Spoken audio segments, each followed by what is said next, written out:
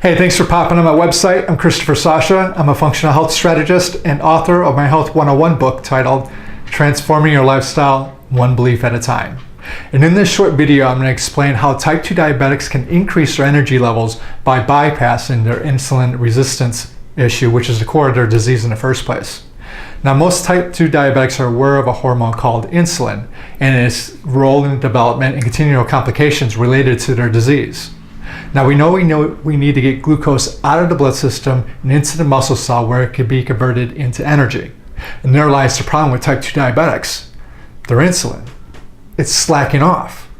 But insulin is only one player of getting the glucose into the cell. In order for glucose to get into the cell, insulin has to have a friend inside the cell to accept the glucose delivery. And that friend's name is called glucose transporter 4, or GLUT4. Because without GLUT4, insulin can take the glucose down the insulin receptor to the cell membrane, knock on the door, and the cell is not going to let the glucose in. So if GLUT4 is so important, what is GLUT4? Well, GLUT4 is a protein that lies dormant inside vesicles, inside each and every one of your muscle cells and fat cells. And when insulin takes glucose down the insulin receptor to the cell wall membrane, knocks on the door, it stimulates other proteins inside the cell, like insulin receptor substrate 1 and protein kinase B, or AKT, which activate GLUT4 to come up to the cell membrane wall door, open it up and let the glucose in. Now, in non-diabetics, insulin and GLUT4 have a great relationship. Each time insulin comes by with glucose, GLUT4 comes up to the door and accepts the glucose. However, in type 2 diabetics, the relationship between insulin and GLUT4 ain't so much. It's not looking good for them because insulin and GLUT4 are not communicating with each other. So when insulin takes glucose down the insulin receptor, knocks on the door, GLUT4 stays in bed. It doesn't want anything to do with insulin. It's like, don't talk to me. I'm upset with you, just leave me alone. So GLUT4 stays in its vesicle. So what does insulin do? It knocks harder on the door, and still no response from GLUT4. Now, your body realizes this as being a danger because if you have a lot of glucose in your blood system, you go into a condition called hyperglycemia. You can go into a coma and you can die, which ain't good either. So insulin has to get the glucose into the cell somehow. So what happens is your body produces more insulin.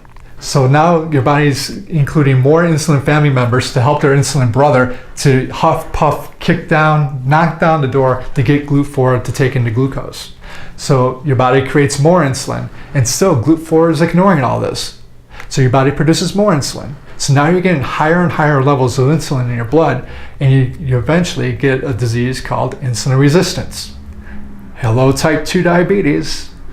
Now, insulin tries to make amends with GLUT4 and does anything it can to get GLUT4 to answer.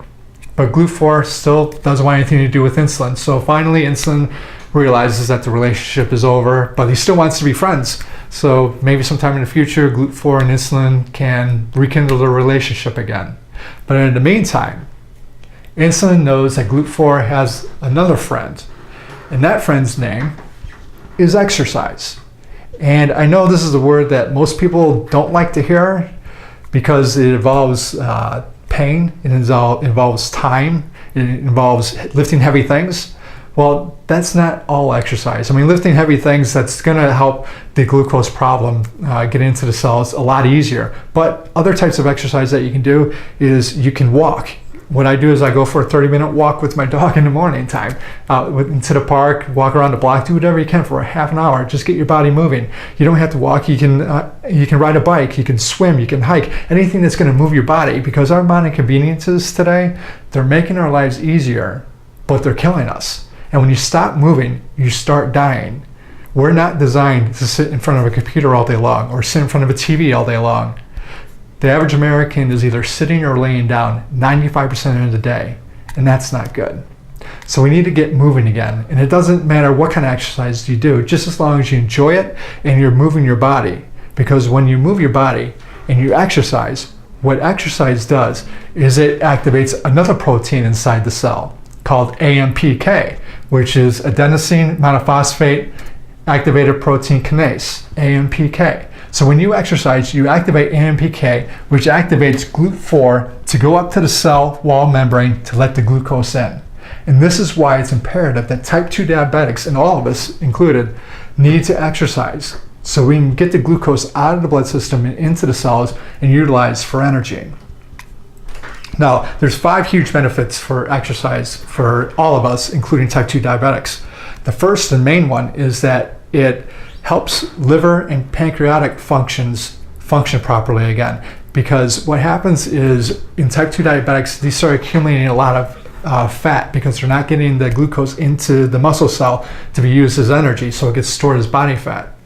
So when you get fat accumulated in liver, it's called fatty liver disease. And when you get fat accumulated in your pancreas, it's called type 2 diabetes. According to Dr. Roy Taylor at the Newcastle University in England, he says that the result of type 2 diabetes is from having 0.6 grams of fat in the pancreas. So we need to burn that fat out of those organs. Fat shouldn't be inside organs in the first place. Fat should not be inside the liver. It shouldn't be in the pancreas. It shouldn't be in the heart. It shouldn't be in the muscles. That's not where fat is supposed to be. And when fat gets inside these organs, it impairs their function.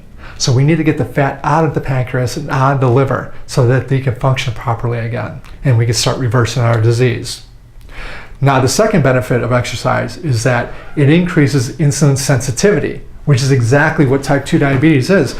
It's an insulin resistance. It's the opposite of insulin sensitivity. So we need to get the insulin receptors more sensitive so we can get the glucose into the cell. Now, the third benefit of exercise is it increases in the muscle cell glucose uptake. So when you're exercising, it takes the glucose into the cell so you can continue exercising, continue moving.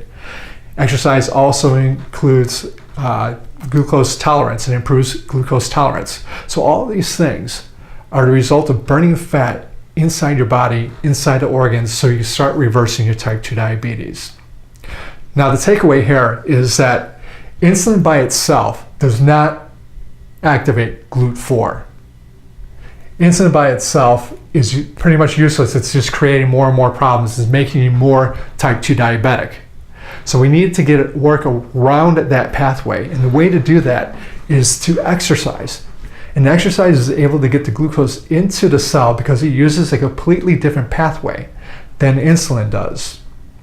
So we have to exercise, whether it be walking, running, jogging, bicycling, swimming, whatever you want to do, just get your body moving so we can start reversing these diseases, start getting rid of the body fat, and start feeling better, start having more energy, looking better, feeling better.